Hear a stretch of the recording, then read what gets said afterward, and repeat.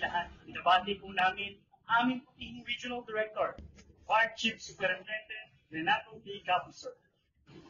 At syempre, sa aming masibag na Provincial Fire Marshal, Fire Senior Superintendent Jose Raymond B. Manimbo, at sa lahat po ng ating city and municipal fire marshals ng Pampanga. Ako po si F1 Emerson Ibulagan, sa Luis Fire Station, kasama ninyo ang mag-ahatid ng makapuluang impormasyon ngayong araw. At ako naman po, si FO2 Pam M. Aquino ng Santo Tomas Fire Station, at samahan niyo po kami ngayong araw sa isa na namang makabuluhang episode ng BFP TV Live. Ngayon naman partner, bilang paghahanda natin sa nalalapit na Pasko at bagong taon, nais po namin ihatid sa inyo ang ilang mga fire safety tips ngayong holiday season.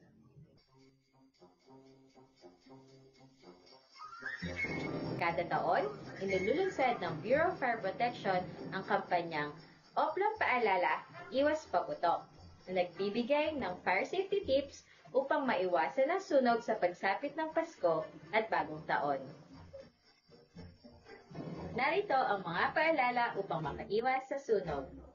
Una, siguraduhing tama ang pagpili at paggamit ng papailaw na dekorasyon o Christmas lights upang maiwasan ang posibleng sakuna.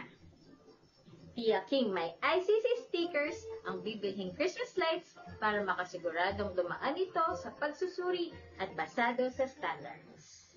Pangalawa, check kung maayos ang pagkakalagay ng mga Christmas lights. Check din kung may sirang bombilya at wiring. Pangatlo, huwag i-overload ang mga saksakan. Pang-apat, patayin ang mga pailaw na dekorasyon bago matulog o aalis man ng bahay. Pang-lima, huwag maglagay ng mga pailaw na malapit sa mga bagay na madaling masunog. Pang-anim, kapag nagluluto ng handa, huwag maging busy sa anumang bagay, kagaya ng panonood ng TV, social media, at iba pa. Pang-pito, kung maaari, iwasang gumamit ng anumang uri ng paputok. Gumamit ng mga alternatibong papaingay tulad ng kasangkapan sa kusina, lata, torotot, at iba pa. Panghuli, manatili sa bahay at manood na lamang ng fireworks display sa TV upang makaiwas sa disgrasya. Kaya ugaliin at isa puso ang kaligtasan. Especially ang fire safety para ang Christmas season ay siguradong maging merry! Hindi naman, partner. Excited na akong i-introduce ang isa sa mga paborito kong restaurant dito sa bayan ng Santo Tomas, Pampanga. Oo nga partner, balita ko ay pinagmamalaki mo talaga ang mga pagkain dito. Tama ka dyan, partner. Alam mo kasi, partner, dito kasi matutuklasan natin ang lahat ng mga masasarap at sariwang mga putahe na gawa pa mula sa traditional na recipe ng mga Kapampangan.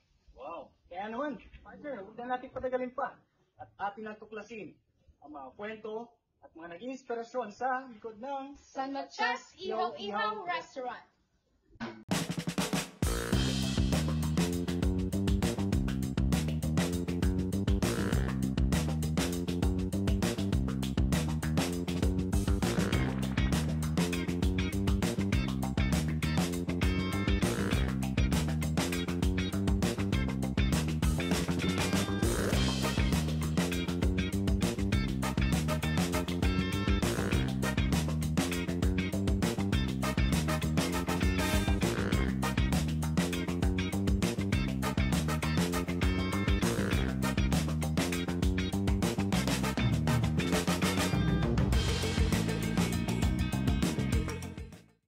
Talaga namang nakakatakam yung mga napanood natin, partner, di ba?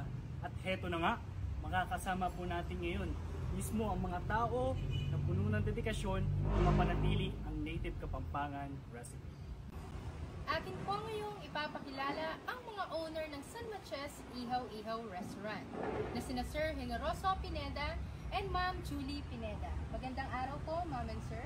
Magandang umaga rin sa inyo at sa mga televiewers namin. Ma'am and Sir, good morning po muli. Magandang umaga sa inyo, Pam and Mers. Morning po. Good morning. Ma'am, sir, pwede niyo po bang ibahagi sa ating viewers yung kwento sa likod ng inyong restaurant? Nag-umpisa kami 2010. Nasa US ako noon. Nagtatrabaho at maraming obligasyon. Naisip kong itayo ito. Kinausap ko yung father ko, ex-mayor Demetrio Pineda. Kung hindi nyo na itatanong, 20 years siyang naging mayor dito. From Marcos time to Cory Aquino. Anyway, it's a father and son na konsepto. Kinausap ko siya kung pwedeng magtayo ng restaurant dahil passion ko ang pagkain at konting pagluluto, in which yung misis ko ang actually talagang marunong magluto. Anyway, naisip namin itayo ito from grounds up hanggang ngayon. Paano niyo po inaalagaan yung ating pong mga customer dito sa restaurant? Unang-unang welcome namin sila lahat. Good morning, good afternoon, gusto po kayo. Ngayon, pagkatapos yun, ano namin kung anong prefer nilang food. Saka, tinatanong namin bago sila umalis kung nagustuhan ba nila o ano nila. Pero, we're doing our best na maano namin yung service nila. Welcome namin ang criticism. Kasi really isang bagay na makakatulong sa amin to better food at saka service namin. And we treat everybody for value. No matter what, anong level na yung tao mo, we treat them all the same. Maganda naman sinabi ni Sir. Bali, Sir, ano po kaya yung mga pwede nating maipayo, mabigay na tips sa mga viewers natin na nagbabalak na magpunta sila? Sa mga nagbabalak, unang-una, ginamit yung passion na hiling mo yan at saka perseverance. Yung tiyaga hanggang mawala ng pag-asa, hindi mag-progreso. Basta, just do it. Yun ang kailangan. Ito na sinabi niyo, sir, no? Yung dalawang words, number 1 is passion, and number 2 is perseverance. Maraming salamat po, Ma'am and Sir, sa pagpapaunlak at pagbibigyan niyo po ng oras sa ating araw. Maraming salamat sa lahat ng followers. At sa lahat ng mga nanonood sa atin ngayon, kung madayo kayo sa Pampanga, ay dapat huwag niyo pong palampasin na bumisita rito sa San Matias Ihaw-Ihaw Restaurant na matatagpuan lamang sa Barangay San Matias, Bayan ng Santo Tomas, Pampanga para matikman at ma-experience ang tunay na lasa ng lutong Kapampangan.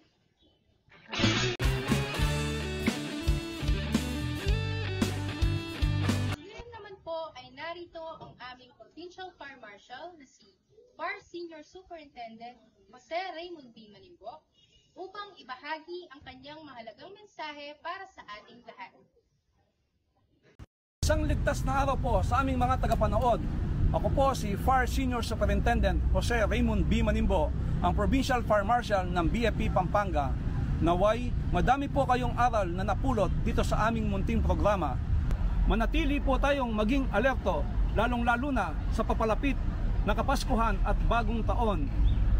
Muli, nagpapasalamat po kami sa inyong pagtutok dito sa programang aming inihanda para sa inyo. Luwid ka, Pampanga! Maraming salamat po sa inyong pagsubaybay sa ating espesyal na edisyon ng BFP TV Live na kung saan itinampok natin ang ganda at yaman ng kultura ng Pampanga. Bago po tayo tuluyang magpaalam, gusto ko lamang pong i-shoutout lahat ng mga tumulong para po maging maayos yung segment natin ngayong araw. Binabati ko po lahat ng kasamahan natin sa Santo Tomas Fire Station na pinangungunahan ni Senior Team Office and Team Operations, hello po sa inyong lahat dyan. At syempre, shout out din sa aking masipag at napakatigas na hepe ng San Luis Fire Station, Fire Senior Inspector Avelino B. Valdesur, at sa lahat ng aking kasamaan dyan. At syempre, partner, sa buong team natin sa Pampanga na nag-effort talaga para maging maganda yung coverage ng episodes natin. Salamat po sa lahat, mga ma'am and sir. Naway nag-enjoy kayo sa mga kwento at pagsasama po nating lahat ngayong araw sa episode ng BFP TV Live. Maraming salamat po sa inyong panonood. At ito pong muli ang BFP TV Live Pampanga Edition.